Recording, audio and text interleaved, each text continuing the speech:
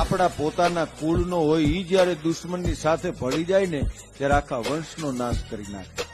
એક જંગલની અંદર નાનકડો કુહાડીનો કટકો આવ્યો અને જંગલને જોઈ અને કુહાડીનો કટકો દાંત કાઢતો હતો. તો જંગલના ઝાડવા હતા એ કુહાડીના કટકાને પૂછતા હતા કે કુહાડીનો કટકો છે આવો નાનકડો અને દાંત છે ના કાઢે? કુહાડીનો કટકો કે આવડા મોટા તોતિંગ ઝાડવાઓ છો ને, પણ બધાને કાપી ન નાખું તો હું કુહાડીના પેટનો ના કહેવાય. મોટા મોટા ઝાડવા કે અમે આવડા મોટા છીએ, તું આવડું કુહાડીનું કટકું છે અને તું અમને કાપી શકે? કુહાડીનો કટકો કે આખા જંગલનો નાશ કરી નાખ્યો.